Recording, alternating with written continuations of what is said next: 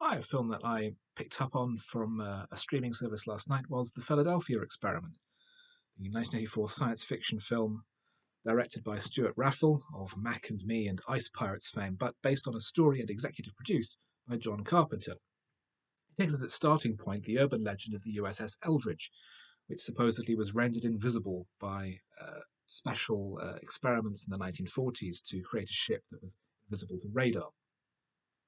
This film posits that it was part of an experiment to smash the German Navy, but created, in fact, some kind of wormhole, projecting the ship into Limbo, and two of its seamen who jumped ship during the experiment landing in the 1980s. One of them finds himself struggling with strange forces and is vanishing back into history, while the survivor teams up with a young woman whom he takes hostage when he gets cornered in a panic and has to try and solve the mystery of what's going on. On the surface, it's a reasonable idea for a film. Carpenter himself said that it was a great concept, a great starting point, this mystery of the vanishing ship projecting through time, although it's not something that hadn't been done before. The final program, or I believe the film from 1980, has a similar idea of a World War II ship being projected into the present day. But once you get past the opening sequence, there's really not very much else for the film.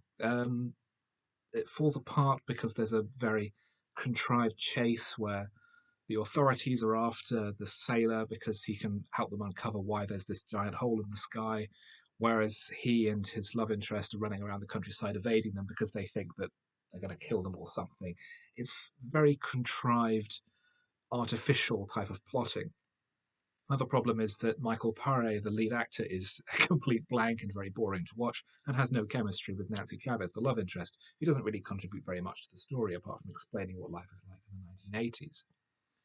Special effects are reasonably good. The photography is reasonably striking in a few places. Some of the early scenes set in the present day out in salt flats and snowbound locations are quite effective, but the story is just so weak and dull and doesn't really make any sense.